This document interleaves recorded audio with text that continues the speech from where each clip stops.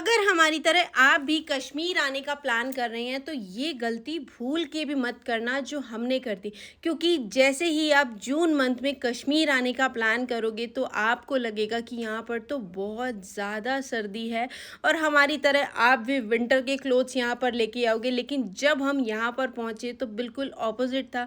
यहाँ पर तो इतनी ज़्यादा गर्मी थी यार, और हम लोग तो समर के क्लोथ्स बिल्कुल भी नहीं लेके आए थे।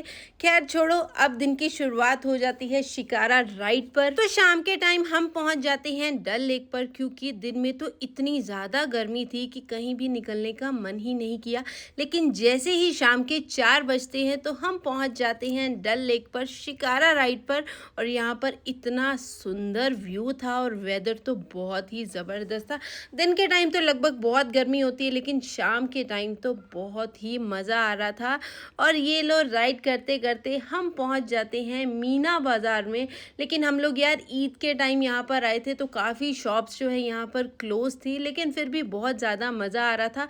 फिर हमने ट्राई किया ये कश्मीरी कावा और यहाँ पर हमने खाए फ्रूट्स, जो कि यहाँ पर बैठ के तो बहुत ही टेस्टी लग रहे थे यार, मज़ा ही आ गया था फ्रूट्स खाकर। और ये लो ये आ गया मीना बाज़ार। लेकिन ईद के चक्कर में काफ़ी सारी शॉप्स यहाँ पर बंद थी, लेकिन फिर भी हम लोग तो व्यू को बहुत ज़्यादा एंजॉय कर रहे थे और बहुत ज़्यादा हमें मज़ा आ रहा था। 1 घंटे की हमारी राइड थी, लेकिन इतना सुंदर व्यू देख के ना घर वापस जाने का तो बिल्कुल भी मन नहीं कर रहा था। शिकारा राइड पर आने से पहले आपको अच्छी खासी बार्गेनिंग इनसे करनी पड़ेगी। और ये देखो यार क्या ज़बरदस्त व्यू है। और शाम के टाइम अब वेदर भी थोड़ा ठीक हो गया था और शाम को हम आ जाते हैं मुगल गार्डन में, जिसका व्यू देखकर मन कर रहा था यार कि बस अब यहीं पे ही रह जाएं। क्या ज़बरदस्त व्यू था। सामने देखो लेक का व्यू और गार्डन का व्यू, मज़ा आ गया था। पूरी शाम हम यहीं पे रुके, बहुत मस्ती की थी। और आज ईद थी तो यहाँ का जो लोकल क्राउड था ना वो भी यहाँ पे आया हुआ था और साथ साथ चल रहा था फ़ोटो सेशन। और हम लोगों ने भी काफ़ी सारी फ़ोटोज़ यहाँ पे कराई। और अब टाइम हो गया था घर वापस जाने का और शाम के टाइम में यहाँ पर हल्की हल्की बारिश भी हो रही थी यार। शाम के टाइम तो अच्छी खासी ठंड भी हो गई थी, लेकिन दिन के टाइम अगर आप यहाँ पे आओगे ना तो बहुत ज़्यादा गर्मी थी। फिर रात को हम चले जाते हैं कृष्णा ढाबा पर, जहाँ पर इतना ज़्यादा क्राउड था यार, नंबर ही नहीं आ रहा था। जल्दी से पूरे 1 घंटे के बाद नंबर आया। फिर डिनर करके नेक्स्ट डे हम निकल जाते हैं सोनमर्ग जाने के लिए। और हम श्रीनगर से अर्ली मॉर्निंग ही निकल जाते हैं, क्योंकि दिन के टाइम बहुत ट्रैफिक हो जाता है और हम ब्रेकफास्ट भी नहीं करके आए थे।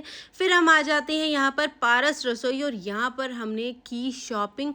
लेकिन बाद में पता चलता है यार ये लोग तो कस्टमर को देख के बहुत ज़्यादा प्राइस बताते हैं। और फिर हमने किया यहाँ पर बहुत ही टेस्टी सा ब्रेकफास्ट, बहुत अच्छा था। लेकिन जब हमने यहाँ पे शॉपिंग की ना यार तो इन्होंने सीधा डबल ट्रिपल प्राइस बताए। और बाद में हमने कहीं और पता किया तो बहुत ही कम रेट थे और हमें बहुत रिग्रेट हुआ, क्योंकि हम अच्छी खासी शॉपिंग यहाँ पे कर चुके थे। लेकिन फिर कोई नहीं, छड्डो यार। फिर हम जाते हैं व्यू को एंजॉय करते हैं और रास्ते का सफ़र तो बहुत ही ज़बरदस्त था हमारा। फिर हमने सबने की आपस में बहुत सारी बातें और व्यू को बहुत ज़्यादा एंजॉय किया। अब सोनमर्ग आते आते थोड़ा सा वेदर चेंज हो गया था, लेकिन बहुत ज़्यादा ऐसे ठंड वाली बात नहीं थी। जो हमारे साथ टैक्सी वाले भैया थे उन्होंने बताया कि जब आप सोनमर्ग जाओगे ना तो वहाँ पर बहुत ठंड होएगी, जैकेट्स वगैरह आप लेके जाना। लेकिन ऐसी कोई बात नहीं थी, इतनी ज़्यादा ठंड वाली बात नहीं थी। फिर हम सोनमर्ग पहुँच जाते हैं और हमें जाना था आगे ग्लेशियर पर। फिर हम जाते हैं घोड़े पर बैठ के।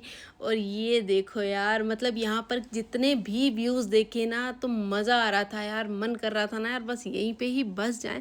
इतने सुंदर सुंदर व्यू थे, हम जहाँ कहीं भी जा रहे थे। फिर हम बैठ जाते हैं घोड़ों पर और पूरा 1 घंटा हमें लगना था वहाँ ग्लेशियर तक पहुँचने में। और रास्ते में यार बड़ा डर भी लग रहा था बैठे हुए, लेकिन मज़ा भी आ रहा था क्योंकि साथ साथ व्यू को भी इंजॉय कर रहे थे। और यार यहाँ पे भी अच्छी खासी हमें बार्गेनिंग यहाँ पे करनी पड़ी। मम्मी पापा भाभी और सब लोग बहुत डर रहे थे बैठते हुए, लेकिन मुझे तो बिल्कुल भी डर नहीं लगा था। हम तो मस्त चिल कर रहे थे यहाँ पर। फिर हम पहुँच जाते हैं, ये देखो, और यहाँ पे खाई हमने पहाड़ों वाली मैगी।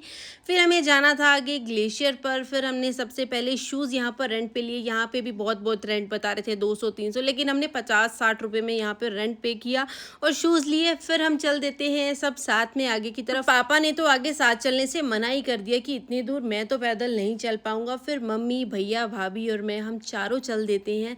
लेकिन रास्ते में पहुँचते पहुँचते मम्मी ने भी मना कर दिया था यार कि मेरी तो बस होगी, अब तुम सब पहुँच जाओ। और फिर हम पहुँच जाते हैं स्नो पर, और यहाँ पहुँच के हल्की हल्की ठंड महसूस हो रही थी यार। एक चीज़ तो है यार, यहाँ बैठ के तो पूरा सुकून मिल रहा था। ना फ़ोन में इंटरनेट था, ना किसी से बात वात हो सकती थी, सिर्फ माउंटेन का व्यू और स्नो को हम बहुत अच्छे से इंजॉय कर रहे थे। फिर हम राइड लेके आ जाते हैं वापस, और बहुत सारी रील्स भी हमने बनाई क्योंकि ये तो बिल्कुल मैंडेटरी है यार, और बहुत मज़ा आ रहा था।